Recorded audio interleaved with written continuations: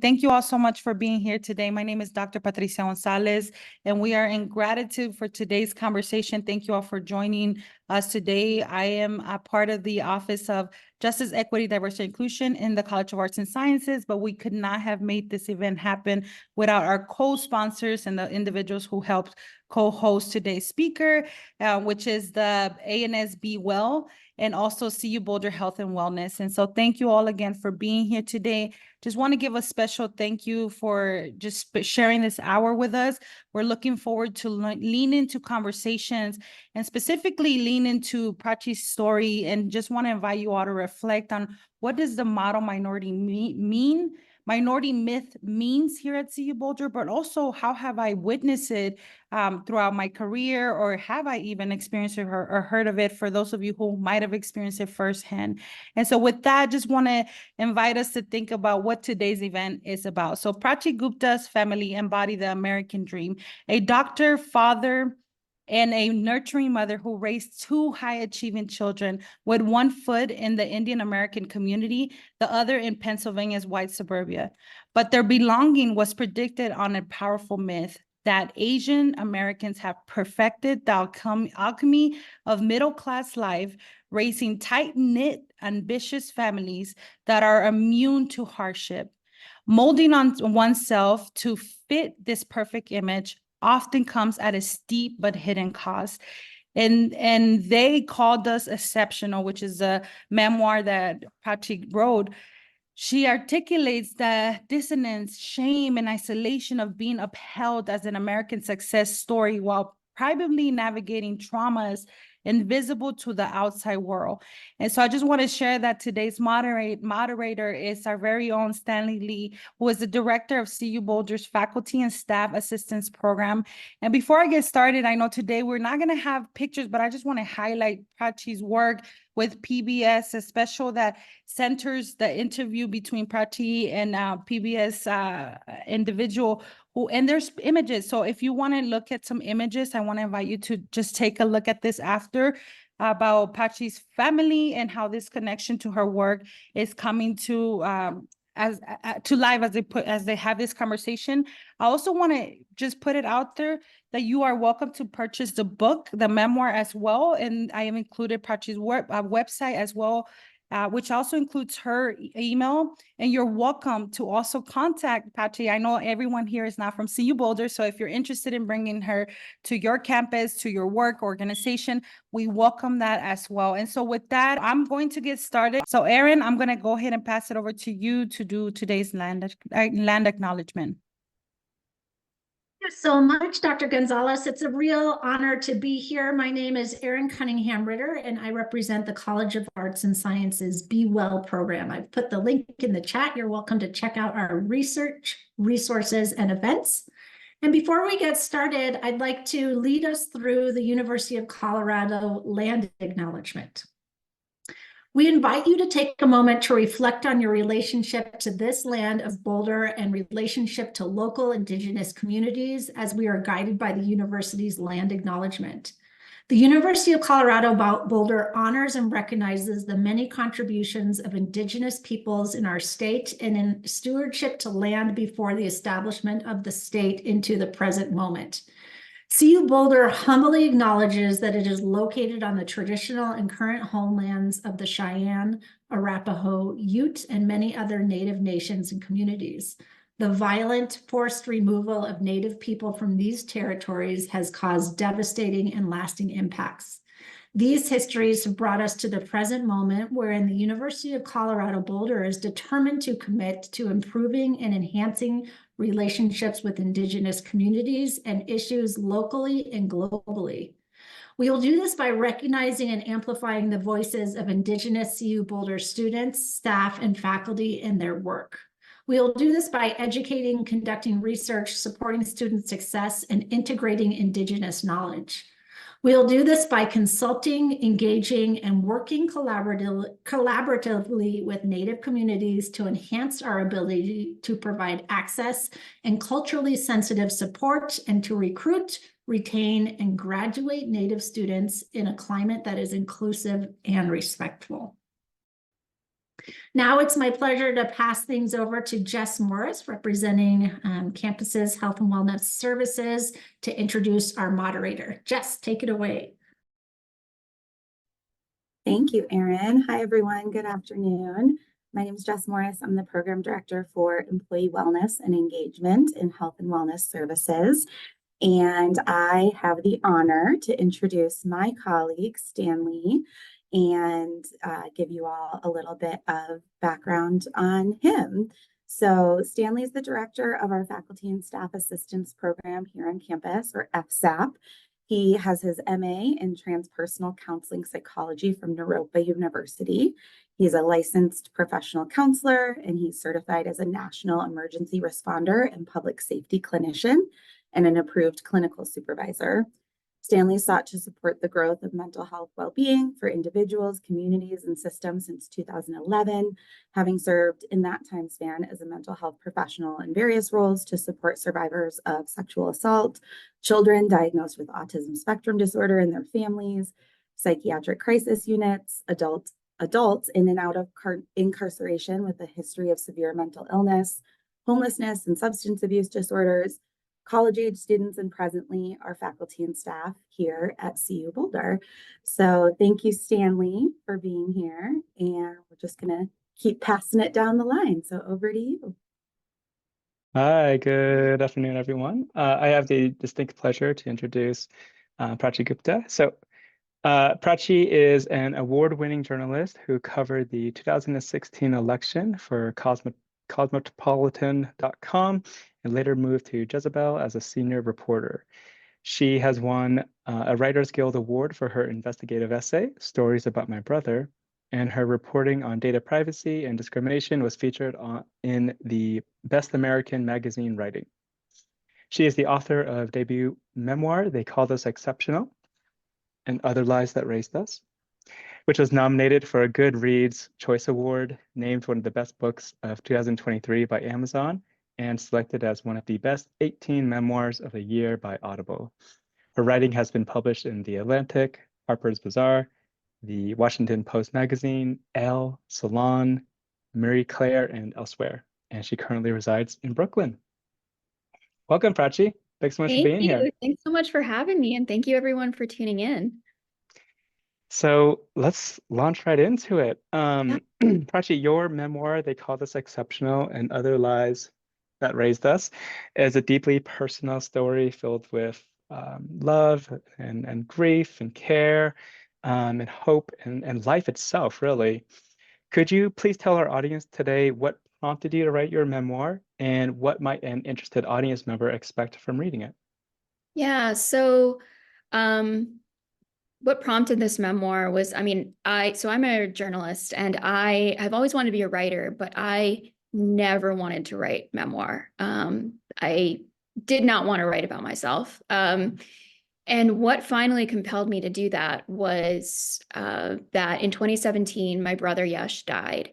And when he died, so we were 18 months apart. And for most of our lives, like we had been best friends. But when he died, we had actually been estranged for about 2 years. And in his death, he left so many mysteries behind that I didn't understand who this man was and how somebody that I could have loved so intensely and grown up with became essentially a stranger to me. And in trying to understand how he died, I had to try to make peace with all of these mysteries.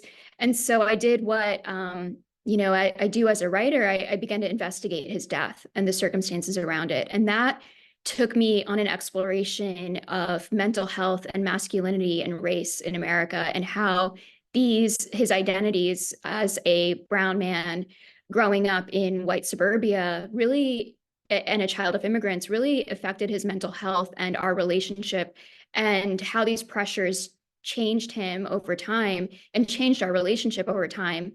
And that investigation was published, as you had mentioned, on Jezebel, an essay called Stories About My Brother. And when I published it, Jezebel's a feminist website. So I identify as a feminist, and my brother at the time of his death had started to espouse some pretty strong men's rights views. And that was really the crux of our estrangement. So I was really nervous about publishing this essay about maybe humanizing somebody or being seen as excusing behaviors and opinions that are very bigoted. And what happened though, when I published this essay, is I was trying to come to terms with how somebody I loved so deeply became somebody I couldn't even really talk to and understand anymore, which I think is actually a very common experience in families across the country. So when I published this essay, I was shocked by the response. I began hearing from so many people across the country. I heard from men of all races saying that they had similarly struggled with depression, but had never admitted it before. And we had been going down a similar path as my brother and decided that they were going to seek help instead. I heard from parents, immigrant parents, who said they had no idea that their kids might be struggling with their mental health, and they were going to start talking to them about their mental health. I heard from siblings who didn't know how to cross this divide between each other, between their sisters or brothers, and that this essay gave them a way to begin to talk to them again and with renewed compassion. And so when I saw that these issues that I thought were so unique to my family were actually so deeply relatable, I realized that I had to tell my full story, because my relationship with my brother was just one part of a much larger issue and puzzle and problem within the pressures that we're living with. And I wanted to write a book that would help families across the country navigate some of these gulfs that seem completely impossible to navigate, and with renewed compassion for ourselves and for the people that we love but might not understand in our lives. Beautifully said. Thank you. To sort of tie into that, in your memoir, throughout your memoir, really, authentic moments of family, social, or cultural connection stand out as really kind of bright, brilliant moments. Moments where pressures of performance and expectations seem to loosen, even if just temporarily. Upon reflection, what did those moments of connection and belonging mean to you? So one of the things that I really struggled with growing up was this idea of belonging and what that meant. And I think that's a very common experience, especially for anyone who identifies as a minority, anyone whose identities are marginalized in any way. Many of us are preoccupied with this desire to belong. And oftentimes belonging is this ability to fit in with the status quo, to fit in with the mainstream, to fit in with the majority. And I certainly felt that pressure. And my brother and I, and really everyone in our family, especially as an immigrant family, we were expected to assimilate, and we wanted to try to assimilate. And that's really where the idea of the model minority myth comes in, is that this was a story around our identities that we used. I mean, I didn't have the words for model minority growing up. I didn't have those words until my 20s, actually. But I felt the pressures of them. We all felt the pressure of that myth every single day. And I think that, so belonging to me, growing up, meant conforming to these ideas of who we're supposed to be, so that we can be safer, so that we can be more accepted, so that we can succeed in this country. And also so that we feel like we make sense somewhere, because I didn't feel like I was, quote unquote Indian, and I didn't really feel like I was American. And so this stereotype in a way became a roadmap to belonging. And so there's an immense pressure to conform to it. And I thought that if I could achieve this image and meet these expectations, then I had made it, and we were gonna, live happily ever after. But what I discovered was that that was actually not the case at all, and that just because you can belong, actually, the problem with belonging is that in that way is that you learn to suppress anything that isn't accepted by the mainstream. And for many of us, what we're learning to suppress are some of our most authentic parts and the things that make us different, the things that make us unique, the things that are really beautiful, but also maybe flawed when we look at how society views them. And that's where this idea of connection comes in, where I view connection as different from belonging. I view connection as the ability to share our authentic truths with somebody else. And oftentimes it's the things that we are scared to share, the things that we are taught are the opposite of what's going to help us belong. And when we share things like that with other people and we see ourselves in their experience and they see us, that actually builds intimacy. And that's what true connection is. And so my book and in my journey is showing how I went from being very oriented towards this obsession with belonging to ultimately reject that idea and focus instead on connection and what fosters the kind of connection we all want within our families, within our communities, within society at large, and all of these societal pressures that stand in the way of us being able to maintain and form those connections that we all want. That component of your memoir was such a relatable experience for me. I grew up at times hearing things like, well, you're Asian, but not really. And that was meant to be a compliment. And I carry some shame with the fact that I did view it as a compliment at the time. I didn't see the insult really there. And further, what you're speaking about, what I'm hearing from you speaking is this conditional aspect of being American. You're allowed to be American if, right? Because you're this, because you have an other about you, whether it's due to skin or whatever it may be, right? Tone of skin and things like that. You're allowed to be American should you succeed. And it also forces, it's because the term model minority really originated as in direct contrast of Asian Americans compared to African Americans. It also really, had this negative impact of creating a gap, right, between two minoritized racial groups in America, and we're definitely seeing some of that.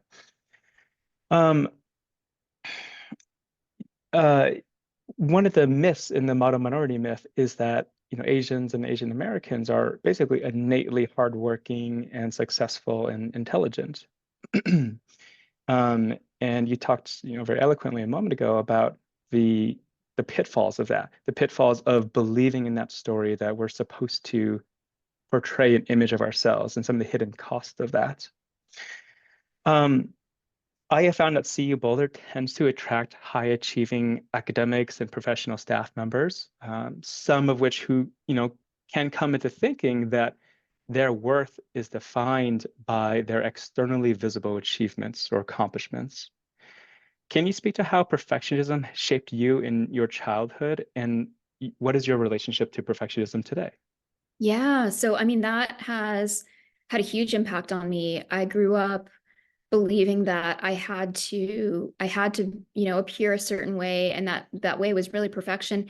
I also grew up in a household that was, love itself was very conditional. It was, you were sort of rewarded for meeting the expectations, and then if you didn't, it could get bad. So and I think that's a very common experience in a lot of families where, many of us grow up with a sense of conditional love rather than understanding that we have worth as human beings, no matter what we do or what we accomplish, that we all matter. And it's very hard to cultivate that kind of self-love when you've grown up in an environment with like conditional love, and then we go out into the workforce.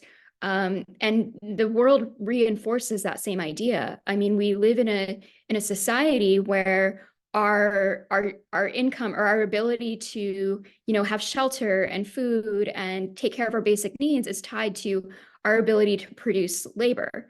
And so we are constantly bombarded with this message of like our value literally comes from our job status or, who you know and what you do. So it's very hard, I think, to break out of that mindset and that pressure, because it's the constant pressure that all of us feel to be perfect because we associate that with safety.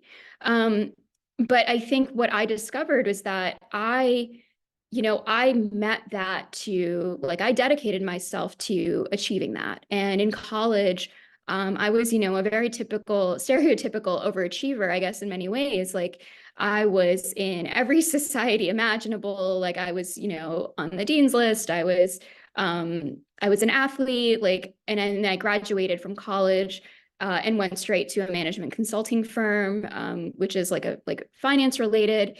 And I got there and I thought, okay, well, this is what we all worked so hard for. My family would be happy. I would be happy. I got engaged to a guy who was a doctor. And I was like, okay, I'm building the perfect life now.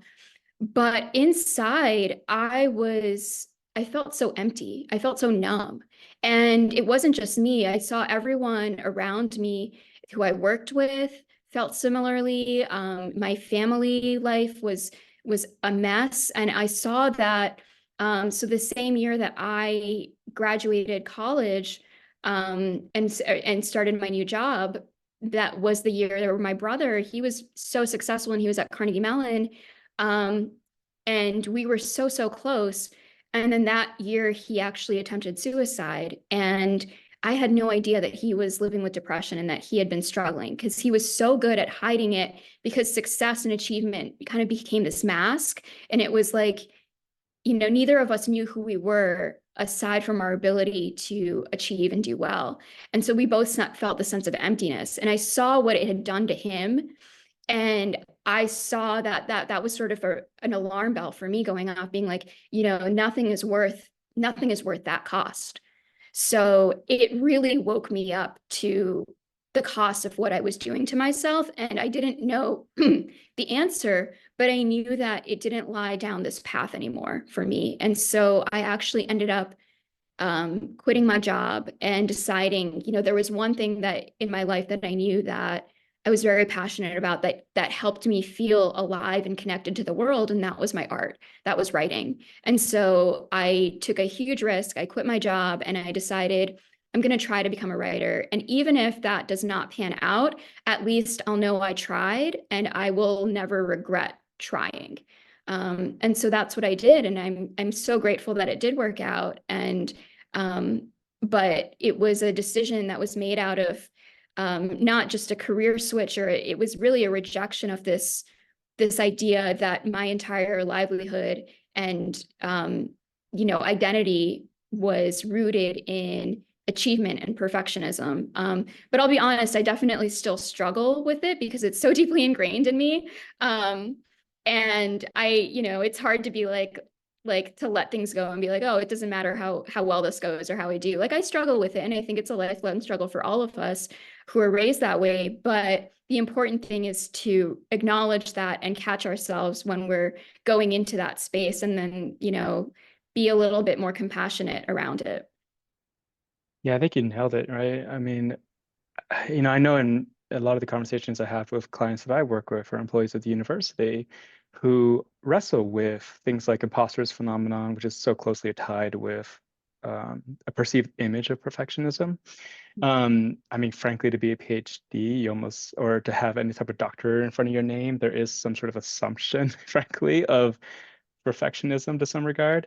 And what I find for a lot of individuals is it's really difficult to let go of something that they believe enabled them to get to where they are, right? Or even if logically we might believe in our heads that, well, of course, I don't need that level of perfectionism anymore. It doesn't serve me any purpose.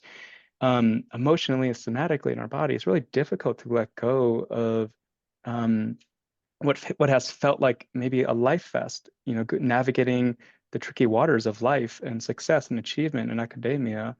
And so I really relate to that experience of, it's likely a component that's going to be carried with, many of us moving forward in life, but maybe it's about instead of shutting it away and saying you're bad, go away, and essentially creating more warfare in our own bodies and hearts, it is about enveloping it with self-compassion, acknowledging that it served a purpose at some point, and it doesn't necessarily need to have a strangle on us. Absolutely.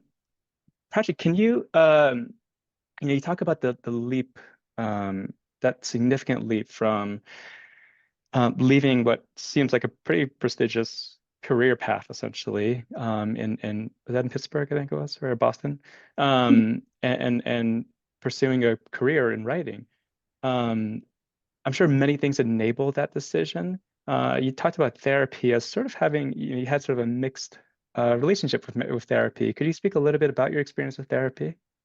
Yeah, so I think, growing up is in my household, as in I think many households across the country, and certainly many Asian American households, their mental health is really there's a huge stigma against mental illness in our society in general, but in Asian American communities, like we are the ethnic group least likely to seek therapy. And actually, like I think suicide is a leading cause of death of young Asian American, like young adults. So it's a huge, like it's an epidemic, but we don't really have the ability to talk about it. And there's also like very sparse research on most of our communities in mental health because and part of the reason why there's such little research on this is because of the model minority myth. There's this false belief that our families don't struggle. And so we're often overlooked and understudied because of this perception. And that I think that that's starting to change. But again, there's really not a lot of research. When I was looking at the book for like South Asian communities, it was very hard to find conclusive research. So, therapy, like growing up, my understanding of it and mental health was this idea of like, the way that we treat like a broken bone or like, any sort of physical ailment, it was like that, but with your brain. It was like, oh, your brain's broken, you go and you get therapy and then you fix it. And that carries a lot of stigma for immigrants and for their children, because when you come to this country, one of the reasons that we were like, in my family specifically, and a lot of families under like the Hart-Celler Immigration Act, like, so you're brought in for your quote unquote skills. So if there's some sort of like perceived defect in your like mental health, then that's a threat to your safety and your security and your job and your livelihood. And then there's also surveillance of communities of color. And there's issues of like, legacies of colonialism where mental health was actually defined as like mental illness was seen as just whatever was not adherent to the mainstream or white normative norms in societies. So it was really pathologized, and there's a lot of reason to be skeptical of therapy and mental health institutions in this country for our communities. And it's very hard to find that kind of culturally competent care. So therapy was that was like something for white people. That was not for people like us. And it really wasn't until, and I thought that like succeeding was a thing that made us immune to these struggles. Like was the thing that like, oh, if we, do really well, we don't have to worry about that stuff. That doesn't affect us. And what I learned was so the opposite. Is like, I learned that actually all of our coping mechanisms of like throwing everything under the rug so that we could achieve, so that we could ascend, was actually compounding the damage. And we were burying all the familial and generational trauma just to move ahead, because that's how so many immigrant families can establish themselves here. They have to do that as a survival mechanism. So my relationship with therapy, and in my family, I saw that therapy was so often a place where it really didn't either help us, or it was a place where it could reaffirm views of that were already like really damaging. And some people in my family use therapy as like a way to say, well, to justify, I guess, their behavior. And so it really didn't start being helpful to me until I found a provider who I really deeply trusted, and who treated the conflicts that I was experiencing, and the confusion, the cultural confusion, the identity confusion, as normal. not as brokenness, but as like, yeah, of course, like this is going on because you're dealing with all of this stuff. Somebody who I didn't have to translate my experiences to, somebody who understood them because she identified as Indian American, as feminist, as Buddhist, and she brought Buddhism into our therapy work. And I really identify a lot with Buddhism philosophy now. And it really wasn't until that transformed my relationship with therapy and mental health. And it really became a place of growing and learning. And now I think of mental health as something very different. Like, I don't think of it as a brokenness or mental illness as brokenness. I think of mental health as our ability to be connected to ourselves and the world around us. And it's therapy as a place that has helped me build that connection and maintain that. So therapy is really the place where I learned how to care for and maintain the kind of love that I want to give and receive in the world. That's really beautifully said. And candidly, Prachi and I had a chance to kind of pre-brief a little bit before, and I disclosed to her I was so grateful that she found a good therapist, and that ultimately that was something that was rewarding. I often relate to individuals that I work with, I like to kind of say, therapy is like a laboratory. It's a chance to try a different way of behaving, a different way of thinking, a different way of experiencing oneself or relating to others, right? Or relating to ourselves. And it doesn't always fit right. It doesn't always feel right initially. But to create safety measures, right? And to have opportunities to be humbled and to question, to me, that's really where, a therapist can support a sort of a container for humble exploration of oneself. And it sounds like you found someone who could really work with you in your questions, in your vulnerabilities, and helped you do what sounds like some non-judgmental exploration of yourself.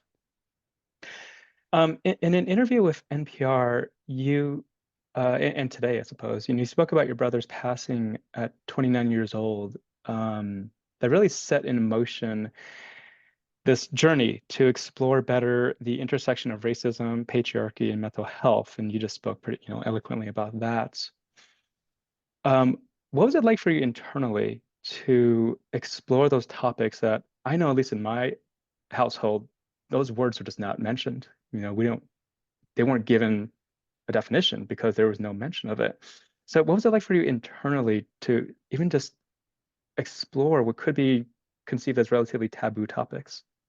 Yeah, so I think it's such a good, like an important point to make that like these words were not spoken in so many of our households. Like I did not have the vocabulary, like, and as somebody who was not, was Indian American, like there was only a small group of people who looked like me, and I didn't know Indian American history. I didn't know Asian American history. We weren't taught that in schools. So like there was really like very little contextualization or ability to understand beyond what I just saw in the world around me.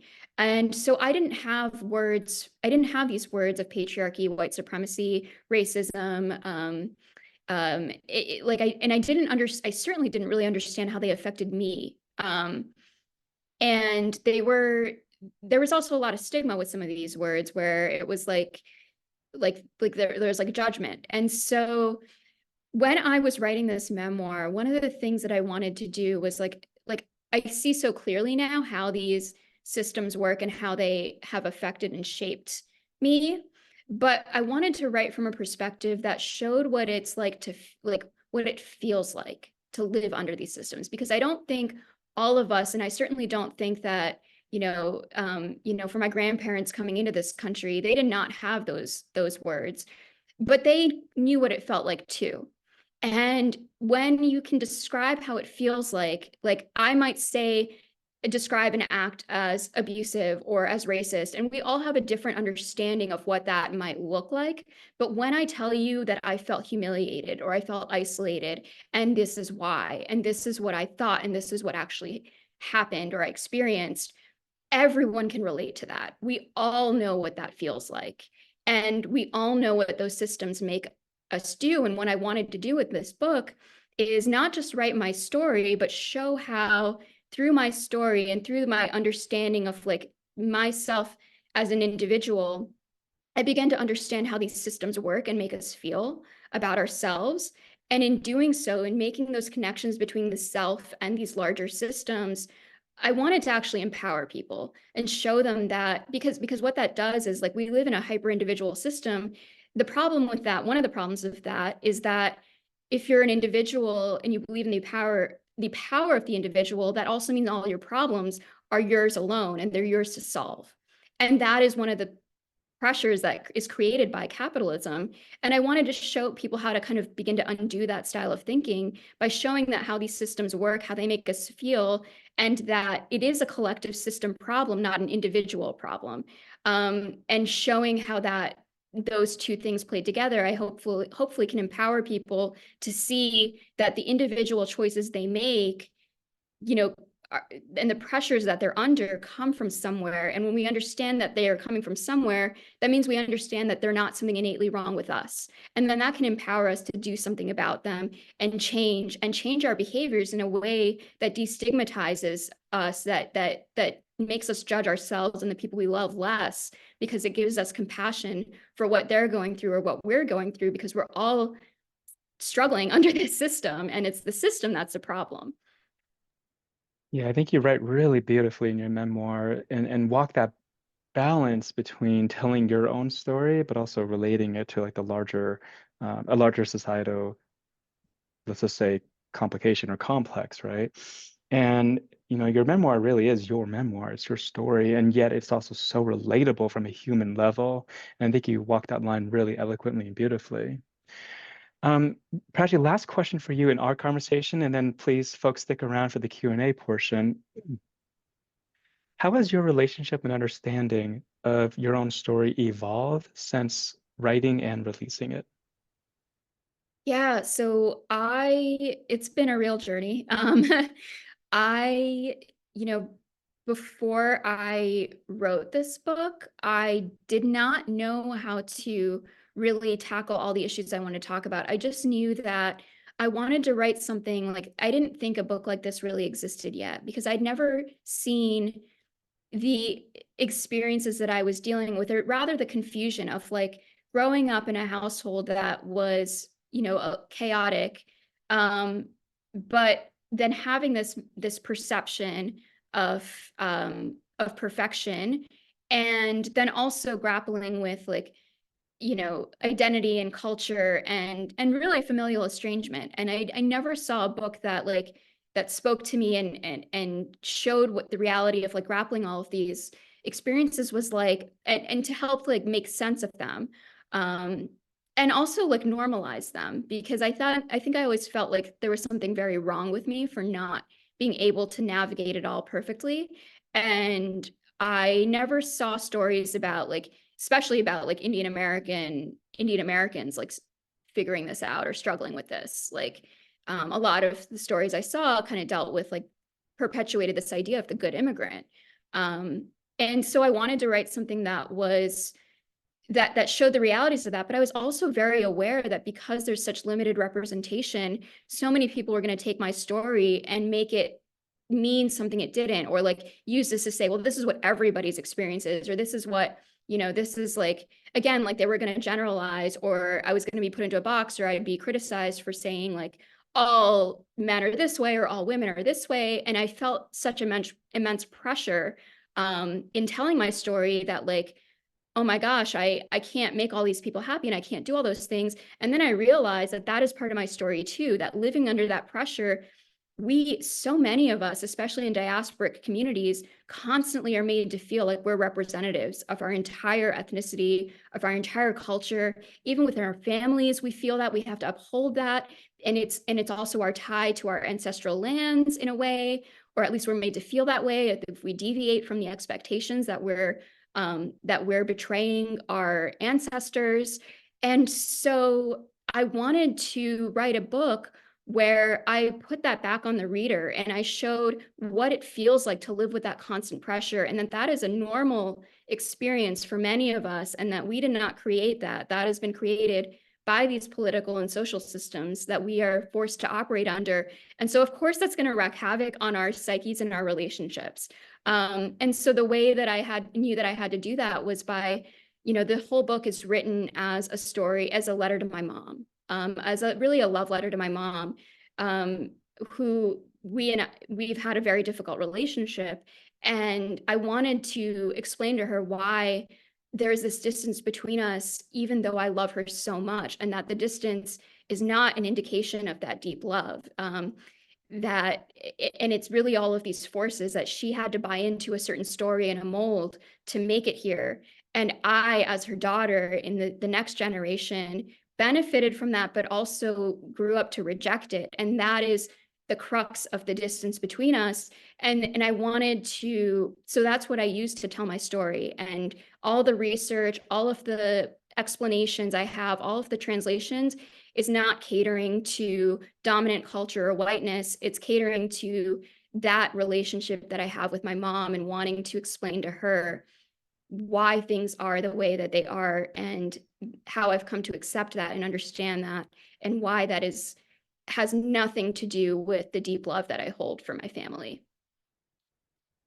Yeah, beautifully said, Prachi. They call this exceptional, and other lies that raised us. Beautiful blue cover. Please check it out. We'll have links in our chat as well. And yeah, thank you so much, Prachi, for sharing this moment in conversation with me. Yeah, thank you.